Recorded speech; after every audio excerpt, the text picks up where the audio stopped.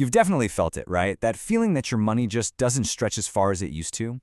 Well, today we're going to pull back the curtain on that invisible force that's been shrinking your wallet. Inflation. All right, let's dive right in.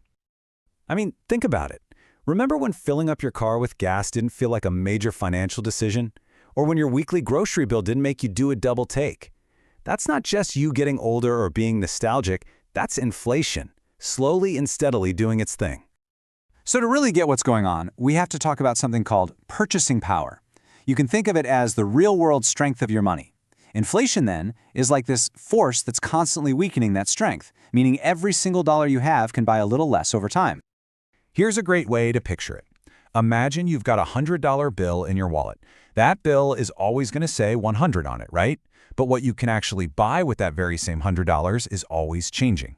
The number on the bill stays the same, but its power, its purchasing power, it just shrinks year after year. Let's put some actual numbers to this to make it super clear.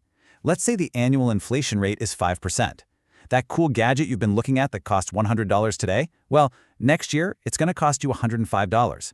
It's the exact same item, but now it takes more of your money to buy it. This is basically the slow, almost invisible tax that inflation puts on everything. So what's actually causing all this? I mean, where does this constant pressure on prices even come from? Well, it's not random. It's basically this big economic tug of war. Let's take a look at the two main teams that are pulling on that rope. Okay, so you've got the two main culprits for inflation, demand pull and cost push. One is simply too much money chasing too few goods, and the other is all about the cost of making things going up. Let's break down exactly how each of these works. First up, demand pull. This is what happens when pretty much everyone, you, me, businesses, the government, is just on a massive buying spree. When there's way more demand for stuff than there is stuff available, it turns into a giant auction. Everyone is bidding up the prices for everything, and together we all end up pulling prices higher. And then you've got the other side, cost push inflation.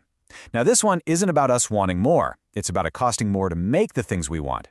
So when the price of raw materials like oil goes up, or when wages increase, companies have a choice. They can either eat that cost and make less profit, or they can push that extra cost onto you, the consumer. And, well, you can guess which one they usually choose. So, if the price of milk is going up, but the price of a new laptop is going down, how on earth do we get one single number for inflation?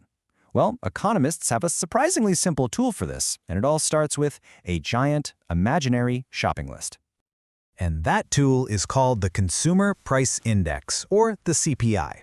To figure it out, economists create this market basket filled with hundreds of things that a typical family buys. You know, everything from bread and gas to a doctor's visit. By tracking the total cost of that entire basket month after month, they can measure the overall change in our cost of living. But, and this is a big but, that average number can be really misleading.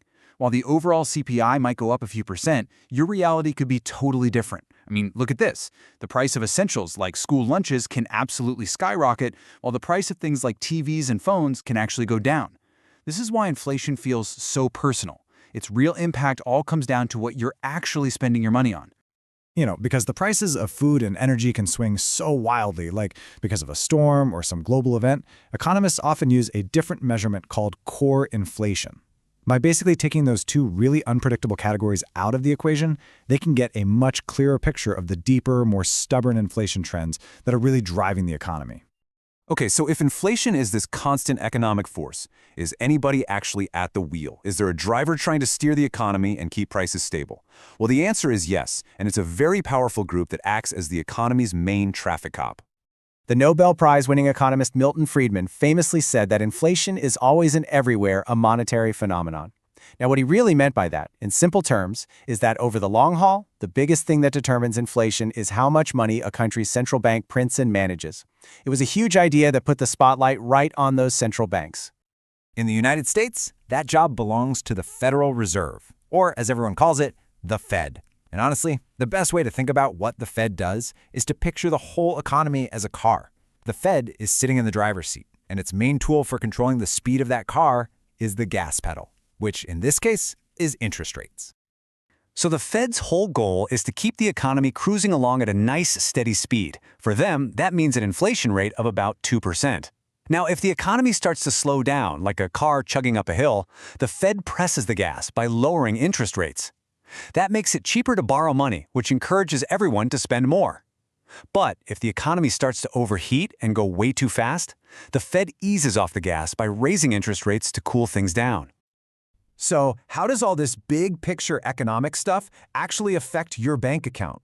This is where inflation stops being some abstract idea and turns into a very real, very personal challenge for all of us. And that brings us to what I call the savings paradox. It's one of the most frustrating things in personal finance. You look at your savings account and you see the balance going up, so it feels like you're making progress. But if that account is only earning you 1% interest and inflation is running at 3%, you are actually losing 2% of your purchasing power every single year. The number gets bigger, but what it can buy gets smaller. So how do you fight back against this invisible thief? Well, the goal is to make your money grow faster than inflation is eating it away.